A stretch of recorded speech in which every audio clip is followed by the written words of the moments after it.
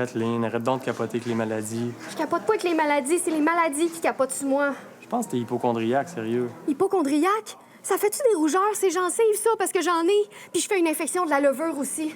Une infection à levure, tu veux dire? Non! J'ai fait une infection en faisant du pain.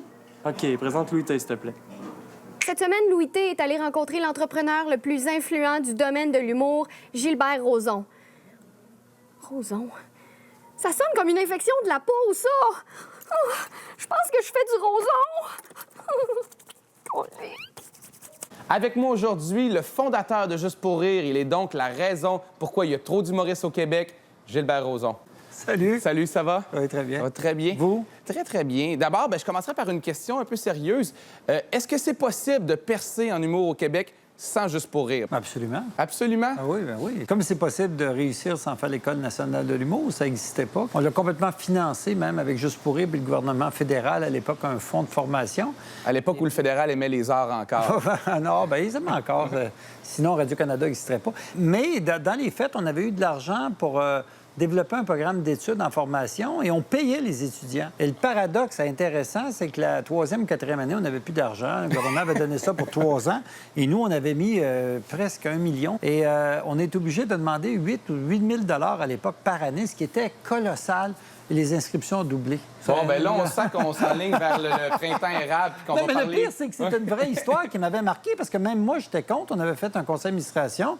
Puis les gens disaient, on n'a pas le choix, il faut demander de l'argent. Puis on était très nerveux à faire ça. Bien, effectivement, pour que les gens maintenant paient près de 15 000 pour aller à l'école de l'humour, il faut qu'il y ait un retour sur investissement. Bien, je pense qu'il y en a un. Hein? Il y en a un. Moi, dans mon cas, ça a très bien été. Moi, je pense que ça vaut la peine. Ça a très bien été. Ben, ça va très bien. Pas vite, mais c'est comme ça. Là. Je sens que ça commence à monter tranquillement. Vous êtes aussi dans un mode d'expansion en ce moment. Juste pour rire est plus gros que jamais. J'arrive d'Inde, là, puis on a rencontré, pour toutes sortes de raisons politiques, le président de l'Inde. Et donc, moi, j'étais un peu penaud parce que j'avais pas de raison d'être là. J'accompagnais quelqu'un. Puis à un moment donné, il m'a demandé de prendre une photo avec moi parce qu'il regardait les gags tous les matins. Alors, il y a des portées... Fait que c'est aussi gros qu'on pense. Là. Ben, je veux dire, en fait, c'est beaucoup plus gros que même moi, je le sais. C'est-à-dire, on parle de milliards de téléspectateurs par année. Bon, ben ça m'amène à la prochaine question. Êtes-vous riche ou crissement riche? En fait, je pense que je vaux beaucoup d'argent, mais j'ai toujours tout remis dans la compagnie. Alors, pour être riche, il faudrait que je la vende. Disons qu'on donne pas de chiffres, mais est-ce que assez pour aller dans l'espace avec un nez de clown? Non, je suis pas riche comme Guy la Liberté, là. Faut oublier ça. Non, Une collaboration, Cirque du Soleil, Juste pour rire, ça se pourrait-tu? J'ai déjà pensé à l'époque, il y a très longtemps, quand on a commencé dans la même période. Parce que j'imagine une espèce de show de cirque avec Sylvain Larocque qui saute dans dans un tunnel, je sais pas, avec des lions, quelque chose. Ça pourrait être... C'est bien ce que vous y souhaitez. Ben moi, je veux une cote. Ah ouais, mais... C'est pas votre ami, Sylvain, je comprends bien. Oui, je l'apprécie beaucoup, mais on dirait que... Un tunnel avec des lions au bout. Du trapèze sans filet. Parlons quand on mêle politique et humour, ça peut être risqué parfois. Par exemple, Denis Coderre, qui était en 2012. Exactement. Ça a donné une situation un peu drôle parce que vous avez parlé de peut-être vous lancer en politique. Vous avez des aspirations politiques un jour, je peux être peut-être sérieux, on le plus voit, tard. là, je suis capable d'être sérieux. Tout à fait. J'irais demain matin si j'étais pas obligé de vendre Juste pour rire. C'est parce que je suis obligé de vendre la compagnie. Ça me tente pas, ça. Puis est-ce que vous pensez que vous auriez gagné l'élection? Bien, tu sautes pas dans une piscine, tu penses pas qu'il y a de l'eau, hein? Alors, mais... Surtout si t'es Denis Coderre. Tu sautes pas d'une piscine, même avec de l'eau. Mais ça, c'est une autre histoire. Non, mais lui, il y a 100 000 personnes sur Twitter. Il fait de la politique depuis toujours. Il a été élu chaque fois dans son comté. Mais il n'y a pas les gags Juste pour rire.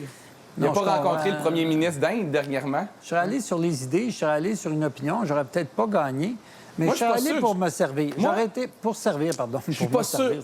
Oh, beau lapsus, mais... Non, je serais allé pour servir, sincèrement. Ben, j'y crois, mais je suis pas sûr que j'aurais voté pour vous. Parce que, je vous explique pourquoi. Tu combats pas la corruption dans une grosse Cadillac rose. L'été, vous conduisez une grosse Cadillac rose. C'est très intéressant parce que moi, je trouve qu'on vit dans un monde... Moi, il me semble que d'avoir une auto, d'avoir les moyens, de faire les choses, je comprends pas ça, moi, qu'on soit obligé de se cacher, de faire semblant. L'argent fait peur au Québec, hein? Ben, oui, mais il faut arrêter ça. parce qu'on est capable de donner 5 millions à un joueur de hockey, on n'a pas de problème avec ça, mais on voudrait que nos politiciens soient hyper pauvres. Il y a des hauts fonctionnaires plus payés que les maires. Bien, il y a C'est des candidats actuellement qui seraient peut-être présentés, on ne les nommera pas, là, mais des gens qui seraient allés si on les avait juste permis de maintenir leur niveau de vie. Le maire de Montréal Je devrait pense gagner qu'un maire combien? de Montréal devrait être aux alentours de 250-300 000 par année. C'est mon sentiment parce que c'est à peu près le salaire d'un cadre supérieur que du succès. Et vous savez, ça attirerait beaucoup de candidats. Il y aurait des gens qui se battraient. Ben moi, je vous dirais. Nous, au Québec, effectivement, on a une attitude un peu démagogique et un peu hypocrite. Ben- C'est pas normal que certains fonctionnaires soient plus payés que le ministre. C'est Ça tout ne à marche fait. pas. Non, c'est clair. Gilbert Rozon, mesdames et messieurs, merci. Merci.